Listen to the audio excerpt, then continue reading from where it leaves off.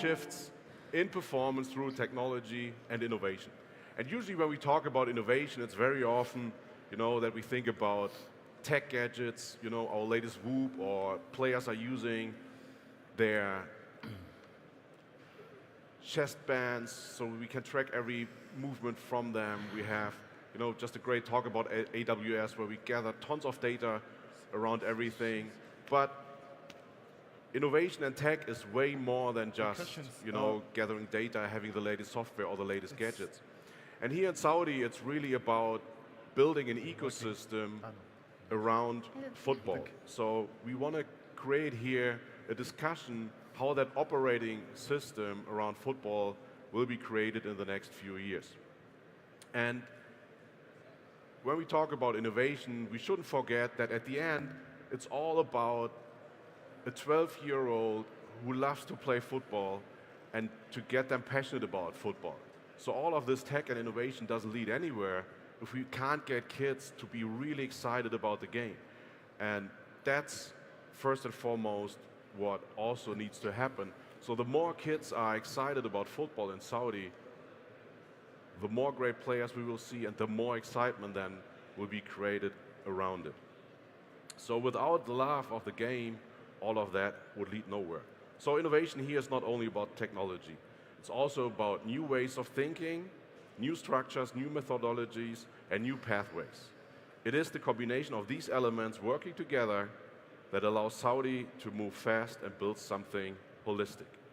The participation has grown dramatically over the past few years, and Hicham just told me when we were talking 2 days ago that already 80,000 young girls are playing football. A few years ago, that was unthinkable of. So this is really great to see, and that youth competitions are growing and are scaling, and digital tools are being used to, develop talent over here.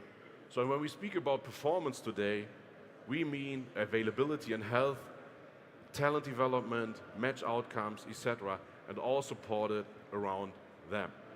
And the great thing about this panel is we have every viewpoint on tech and innovation on stage. So we have a former player who played at the highest level you can imagine. We have someone from the federation who's setting, the governance and everything around it. We have someone from the Ministry of Investment who can also very much support building that infrastructure. And with Cynthia, we have someone also coming from an angle from the club. So thank you very much for being here, and let's make this a good discussion and not just a boring monologue from my side. So we have, 3 arcs basically that we're trying to reach here. So the first is basically how is the architecture being built in Saudi at the moment. And I think it's great if we could start with the first question to Hicham and get that discussion going.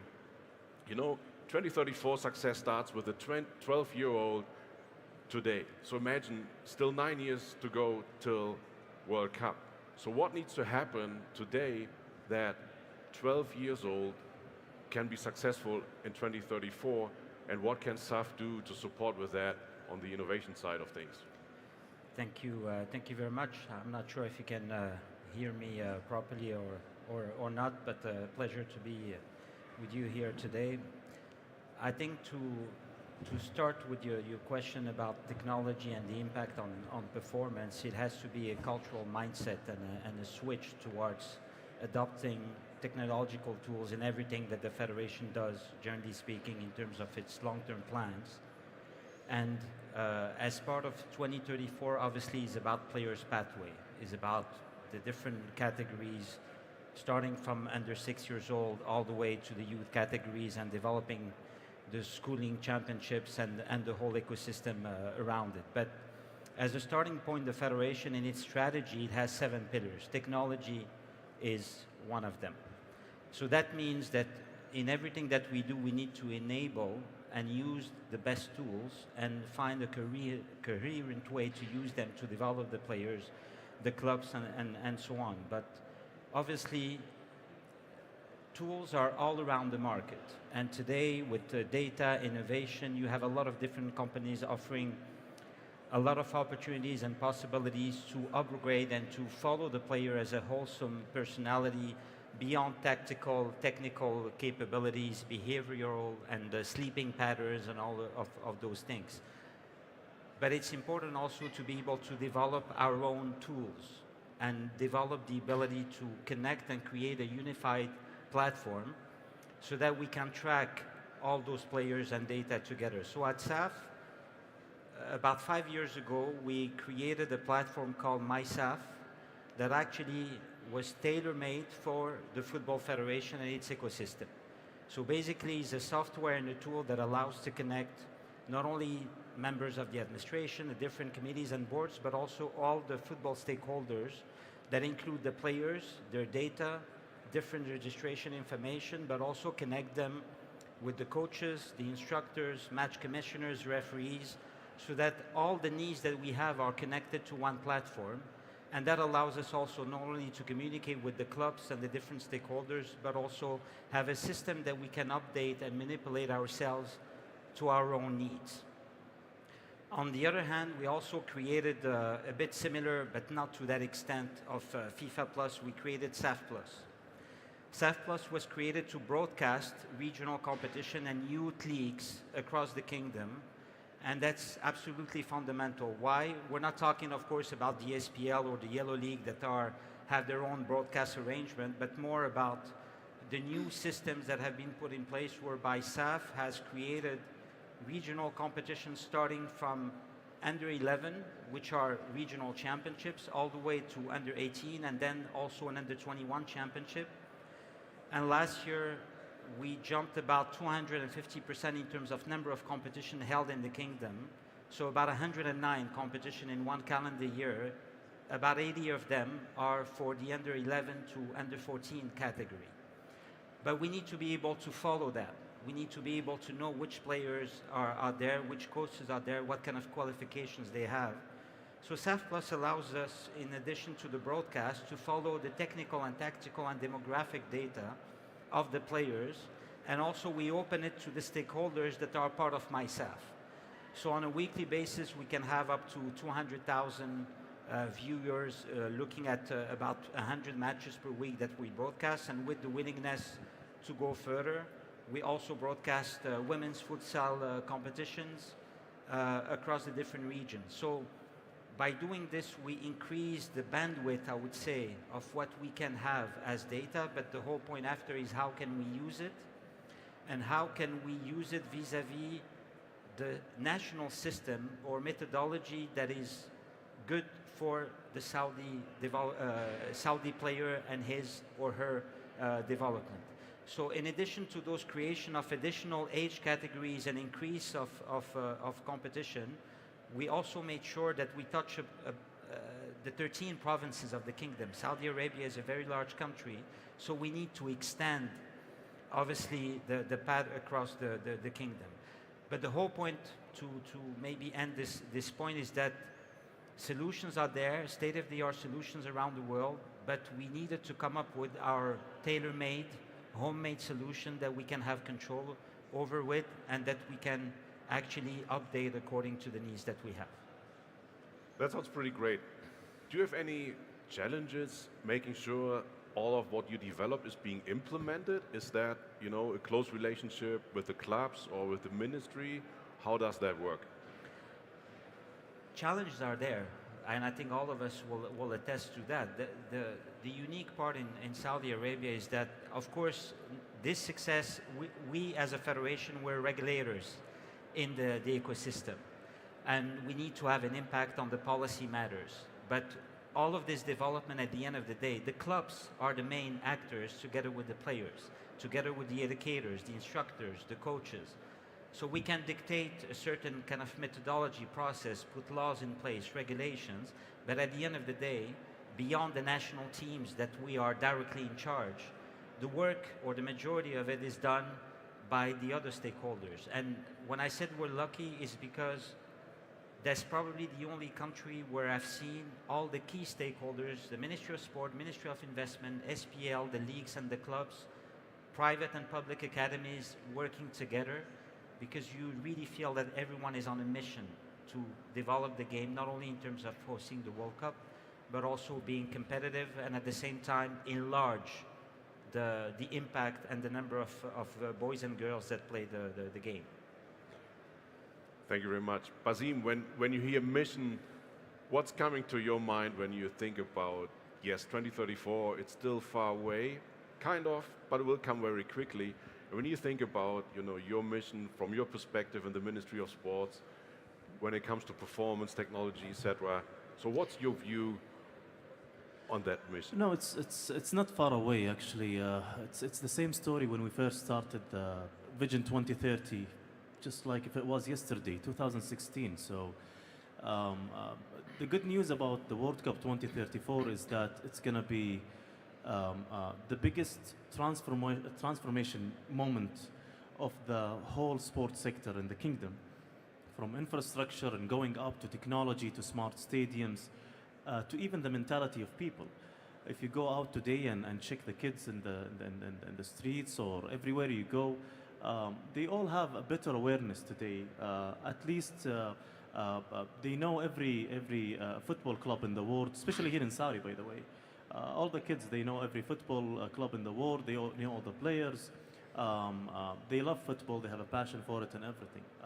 But I think there are still some areas and gaps that we are lacking, and we find some issues in these areas.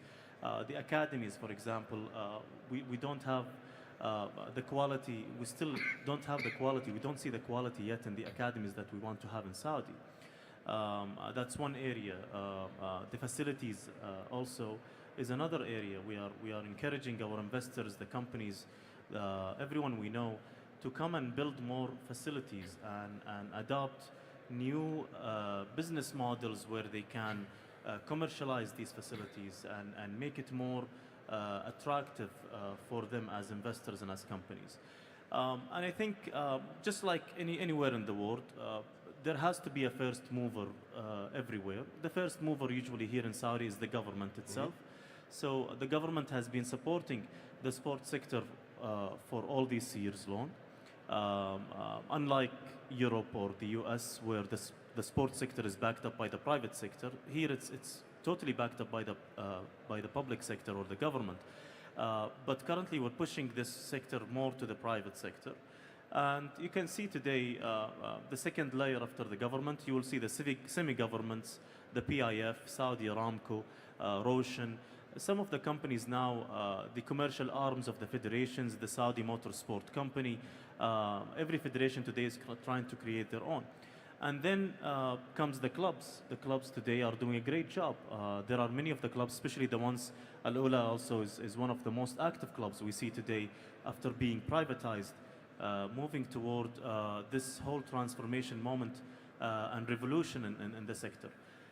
Sooner or later, the private sector companies, the small and medium enterprises, you will see them stepping in and doing more and more work. But I think it's not even 9 years anymore, it's 8 years now to the World Cup 2034, but it's our greatest transformation moment. Pretty amazing.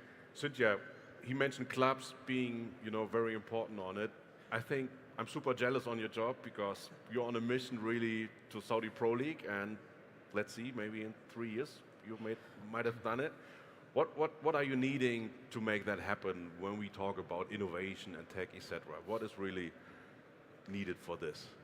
I think this is a very interesting question, right? Because we, from the club perspective, right, you have different stakeholders in the industry, and I think we need to collectively come into the same table and say how we can, from our different perspectives and different roles in evolving the industry, can solve certain issues that are across the industry, right? So if I just look at the situation from the club perspective, which is the end user of this lovely ecosystem that the regulator and the investors are creating, what do we need? We always have a sentence with the team that we keep repeating ourselves. We cannot create demand, which in our case are the athletes, if we don't have the supply, right? So if we don't have the supply, if we don't have the right infrastructure and the right ecosystem to train those athletes, it is a very difficult mission for us as a club, right? Then you have to take into consideration in your strategy that there is a huge capital investment that you as a private sector need to do. But there are other elements that I believe our colleague from the SAFF was mentioning, that the regulator needs to enable, right, the private sector to compete in a healthy way. So getting back to your question, I believe putting all the stakeholders in the same table, acknowledging what are the challenges to evolve rapidly this ecosystem that is there, but perhaps needs a little bit more of maturing, and making sure that every single element of the industry has a specific role very well defined. And with that, for example, I'll touch base on what is the unique approach of AlUla. And AlUla, because we form part of a larger ecosystem, sometimes we take into consideration national mandates. And we come very transparently and say, we don't have X, Y, Z. We need to invest on it, right? We don't have the massification of certain games and certain sports and certain athletes at the football level. So we need to massify that awareness, and that's something that intrinsically should not be at the club level, but we believe that we are supporting the ecosystem and the governmental institutions, taking a little bit, a step forward on the responsibility of collectively evolving the industry. Mikael, when you hear all of that talk, on such a conference, etc., what would you have thought being an active player when you would have listened to all of that? Would you have said, what the heck are they talking? Give me the ball, I just want to play? Are we sometimes overcomplicating football? No, I think most of my teammates, the players I played with and compete against at the highest level, whether it was at the club level, national team, we are champions. And we are champions because we are curious, because we want to improve. We want to perform to the best of our ability. So whenever we had something new coming our way, at the age of 15 years old when you joined the academy, for me, my reflex was like, why? Why we're having this? Why the change? It was internal, obviously. I wasn't asking questions so abruptly to the coaches, but I was always keen to understand why this is coming our way and in which way I can use it to improve my performances, because I wanted to reach the top level, because I love the game, and this is part of my DNA. And whenever there was innovation, which was tiny compared to what we have now and what the players have in terms of tools, the data analysis, the wearables, the video, everything is completely different. So I think if I had this type of equipment and I could use it, I would have been even a better player. Back then, what was the most interesting innovation for you while you were actively playing that made you a better player? Do you remember something that stood out? Towards my latest years at Manchester United, around 07, 08, they implemented cameras on top of the stadiums, and we could see the pattern of the team moving, the players' position. So for us, tactically, it gave us much more practical tools to work on training, to prepare the games, to prepare the training. So we got better, because you can look at the videos from the side of the stadium, of the pitch is different from the top. And so that was just the beginning. And that was, for me, a big innovation at the time. And it was very useful. Because, I don't know if you remember, of course, we won many trophies during that period, but every time we go into Champions League final, later stage of the competition, we struggled against the Italians, against the Spanish, because in England it was more based on energy level. And of course we had the energy, but when you go the entire season, you compete for the league, and then suddenly in the Champions League, you play against Italian teams who are tactically more prepared, and they know the game plan better than you. The fact that we had this video analysis helped us a lot, so we got better, and we won the Champions League again in 2008 against Chelsea. And when you talk to young players today, what is the one thing you would recommend that technically could improve their performance drastically? Is there any technology, anything that you're seeing on the horizon that you would say, okay, keep an eye on this, start using this, because that will be something that will make you a much better player? Well, there is a trend right now. I'm sure you've been watching even this week or yesterday, last night. Arsenal brought on another 16-year-old player, a centre back this time, not a winger. You have Max Doman, who is 15. You have Karl at Bayern Munich, who is 16 as well. You have Lamine Yamal, who started very early. So there is a trend of young players making it to the top level. And they don't make one appearance. They play constantly. I think the fact that they use the video analysis, the data, all this innovation, it's making them aware of what the job requires for the manager who is risking his job every single game to make sure you don't make the mistakes, you manage your game, you manage the team game, you understand what is needed when you need to put the feet on the ball, to keep quiet, or you need to accelerate. I think the fact that they use all these elements of innovation, it's helping them to mature very fast, much faster. So when they come to the big stage at 15, 16, 17, they are ready. It's unbelievable for me. Basim, what are you trying to do to get those players to Saudi one day? So right now, they play in the European leagues, but what must have happened, in a few years that these young players come to Saudi and would love to play here, and not at a later stage at their career, but really being early on, playing close to Saudi players? No, I think the message now is clear to the whole world. We are trying to keep our league within the top 5 worldwide. Some people think it's a failing project. We still believe in this project, and we still see the value. And I think if you look at the latest reports, we've attracted more than 225 foreign players. 50% or even 60% of them still are here in the country playing, including Ronaldo, Benzema, and the other players. And there are more and more coming. But I don't think legends like Ronaldo and Benzema would still be here 4 years later after that, after the beginning of the project, and not believing in the project itself. And because of the acquisition of those superstars in our league, our football became better and better. The broadcasting became better. The whole ecosystem, the whole value chain around the football industry has become better. We're getting better coaches, we're getting better recovery programs, better doctors, better nutritionists. The whole industry is getting better and better. So if you go outside today and visit the closest gym, you will see even the quality of the gym now in Saudi, because we started way back, even better than any gym in Europe.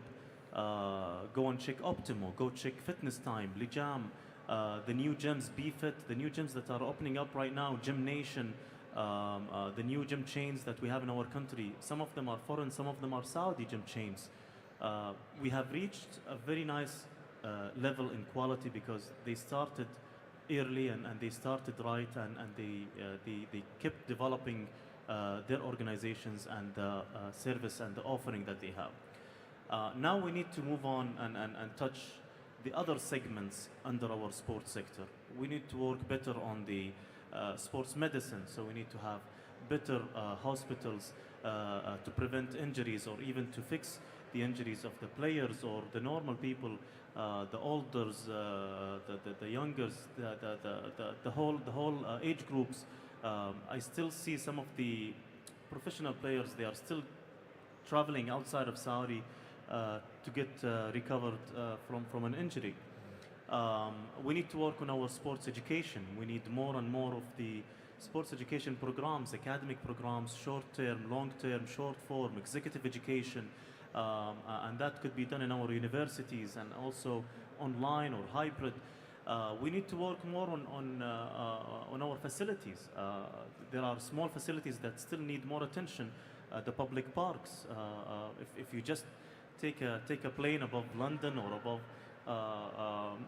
Belgium or above Scotland, you will see many of the green areas, green fields, green pitches everywhere, just looking from the window of the airplane. Unfortunately, we still don't have that yet here. So we need to encourage and enhance the awareness between the people and the investors and the companies to create more of those. Yeah, I just saw the presentation before us about Math Academy, so that was pretty exciting to see what's happening there and what their ambition is, how many, I think 150,000 players they want to assess in the next 3 years till 28, which is pretty great. And I could even imagine that, you know, maybe young Europeans would love to come over because the circumstances are probably much better in such an academy than in a lot of cities. Mahad Academy is maybe many of them in this room don't know Mahad Academy yet, but it's a government project to create the best 11, and you will see with your own eyes. I mean, Qatar was an example. Look how Qatar dominated Asian Cup, Gulf Cup, and many of the tournaments recently. But and I'll leave you to say more about it. But Mahad Academy, definitely you will see the impact very soon, and on the longer term, in the World Cup 2034, you will see our best 11 Saudis, and we believe in them, and we believe in this project, and hopefully you will see them getting too far in that tournament. Yeah, Hicham, maybe that's good to step on top of that, because yes, it's 8.5 years left. Those players that you need for the Saudi national team are now 10, 11, 12. So how do you make sure you find enough of those so that really the, I don't know, 15, 20 best can be found in the next few years, so that, you know, the Saudi national team will make it to the final, or at least half final at least? To find enough of them, I don't think we would have an issue, because with the passion and the culture of football that the country has, talent is everywhere. Is how do you nurture it? How do you take care of it? How from under 6 all the way to the senior national team, there are no gaps in the system that you put, starting from the school, the Ministry of Education, the connection with private clubs, private academies, and then all the way to the different clubs and how they evolve and get the opportunity to get to the national team. 5 years ago, there were 4 to 5 national teams. There are 19 today. Every age category in Saudi Arabia has a national team of its own. So 19, including 4 different national teams for women's futsal, beach soccer, you name it. How you consolidate quality and methodology of teaching, and of course I'm not a technical expert, but referring back to technology and innovation, how do you create a connected, unified platform where you gather the data from the moment you have a player or a brilliant talent that comes at 6, 7 years old? How can you make sure you keep track of that player throughout the years, his or her evolution? And it's all about those parameters, 50, 60 of them, and even if that player doesn't make it to the top, there's a reconversion to have, professional future for that person to contribute to the wider business ecosystem that is within Saudi Arabia. But there are priorities in terms of infrastructure. The Ministry of Investment, together with the Ministry of Sport, are supporting the Federation how to get also more investors to come and create different academies. You were referring to Mahad earlier. There's also obviously the fundamental plan to create a national training center in the kingdom where all the national teams will go and train, have a research performance center like the one state-of-the-art that Mahad Academy is developing, and it probably would be one of the most sophisticated. So all those key elements are fundamentals, but we're also talking about, you have to realize where we are and how fast the kingdom is moving. But today, last year, under the umbrella of SAFF, there were maybe about 12,000 matches, including for the youth. When you think of Germany, it's 1.2 million matches a year. So the gap is still very far. So we need quality, quantity. We need more pitches all around the kingdom, maybe about 10,000 over the next 10 years. But at the same time, things are evolving, but people don't see the hidden part. Last year, we went from 88 private clubs and academies to 189. So people are building, provinces are playing their part, private citizens, corporations.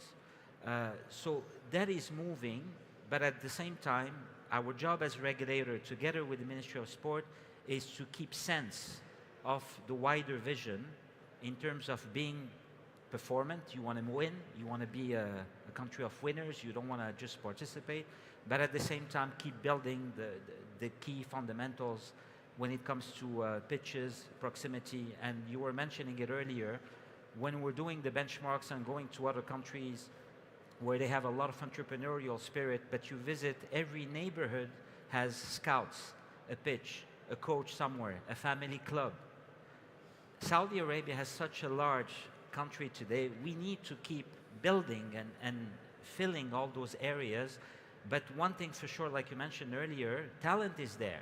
So when Dawri al-Madaris, which is an initiative made by the Ministry of Sport and Education to create a school championship, it was opened for girls.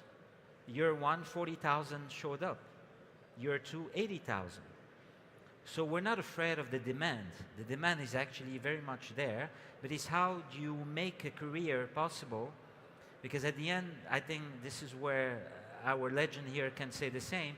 A very limited amount of people make it to the top.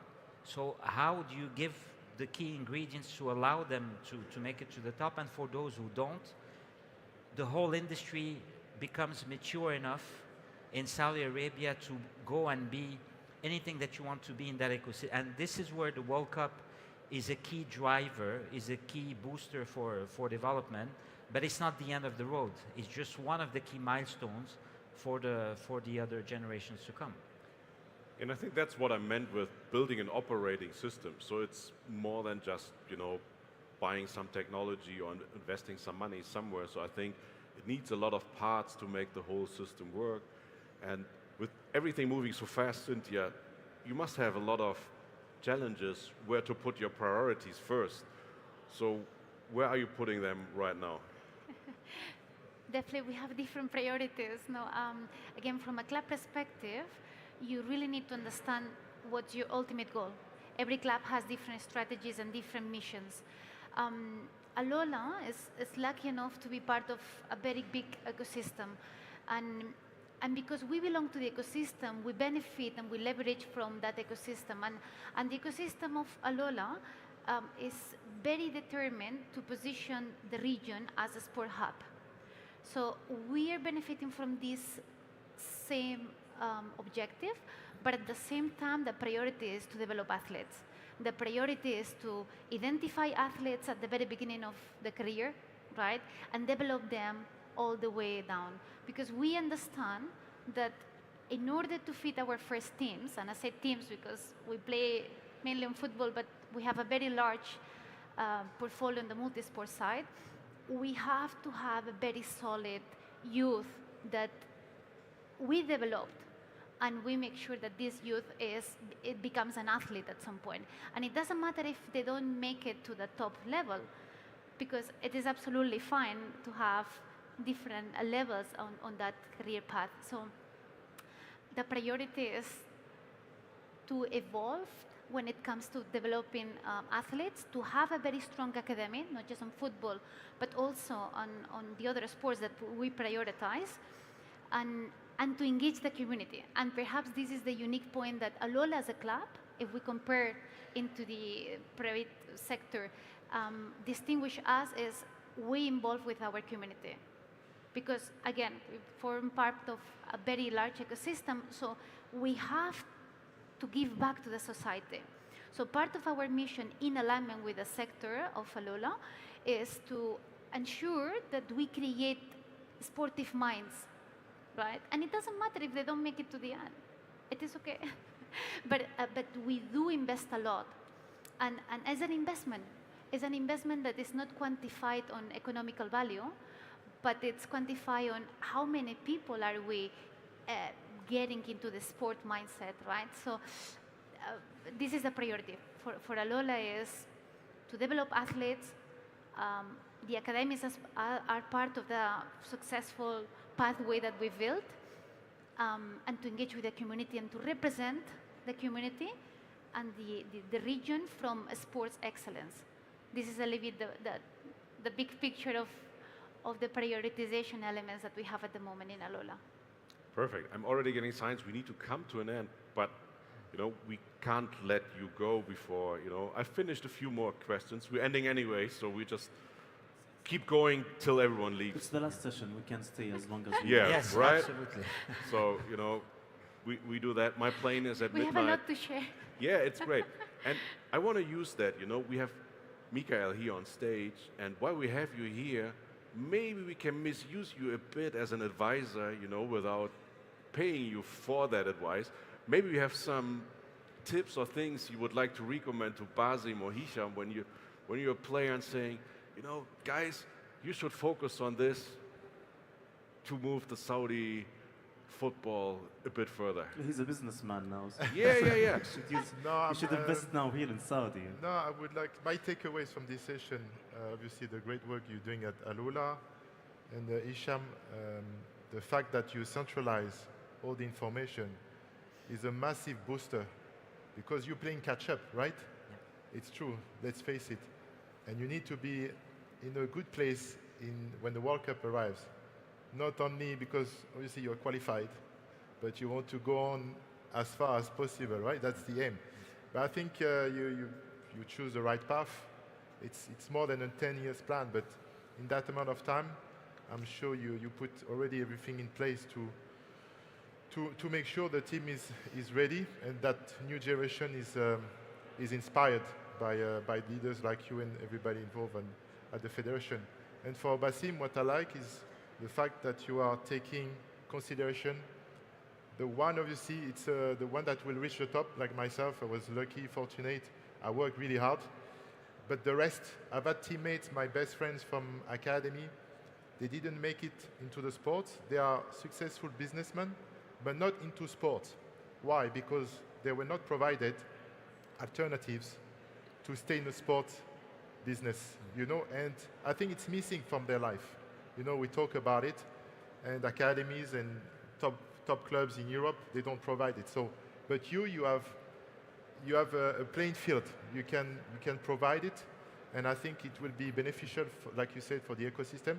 And as individual, it will be tremendous to have these opportunities for the next generation.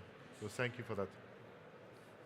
Cynthia, do you have a wish to Basim or Hicham while we're here on stage, so they can't reject it if you might ask something? I'm trying to be gentle here. I think what will be the element that you really see from a governmental point of view, from the public sector, needs to be enhanced to ease the work on the private part. And when I say the private part, I mean the competition is quite high at the moment, right? And everyone is trying to position himself in a way, but what do you think you can contribute into the private sector from the public one? I think commercialization now is the thing, or the mindset that we are trying to let everyone understand or adopt, basically. So we have a huge gap when it comes to commercialization. Our stadiums are not commercialized enough. Our clubs are not commercialized enough. Nobody knows the value of SAFF logo, for example. Nobody knows the real value of also the commercial value of, for example, Al-Hilal logo. So the commercialization is still missing in Saudi Arabia, and that's what the other clubs are struggling with.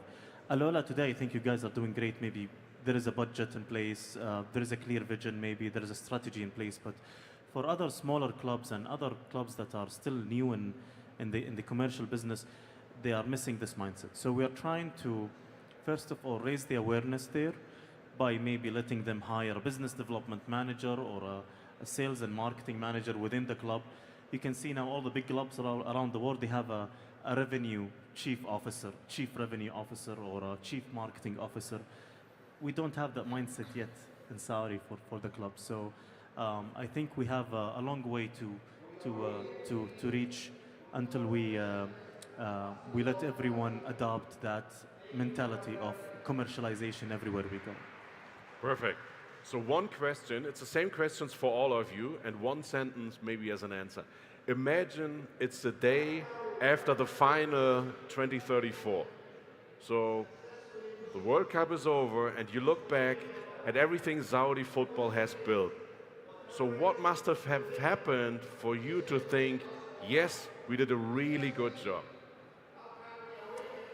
Well, if you can hear me, because we have a competitor next door, but I'll say for me, the day after the final of the World Cup, I would love the world to see Saudi Arabia as a football-loving nation, progressive and innovative, that delivered the best ever World Cup and secured legacy for the next generation to play football whenever they want and whatever they want across the kingdom. That will be the wish that I would have for them. Perfect. Basim, what would be your one thought?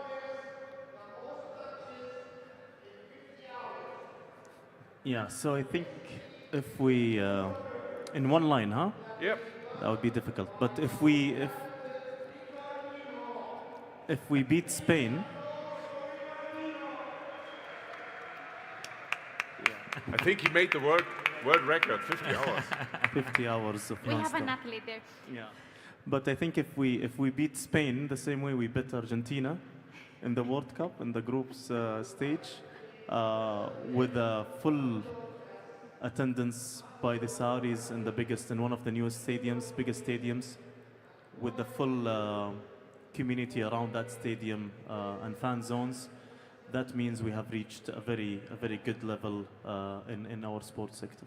Perfect. Mikael, you have a thought about that as well? Yeah, pretty much the same. I think if we can say after the competition that Saudi could be the first team that break the cycle of European and South American team to win the World Cup, that would be a great achievement and testament of the work that has been done over that period. Cynthia, last words for you. From my side, and again, I have the perspective of the club, right? I think the success for me will be when the athletes are choosing the nation, not the nation choosing the athletes. So, yeah, I think that will mean success for me. Perfect. Thank you much. Thank you very much. Thanks for staying so long.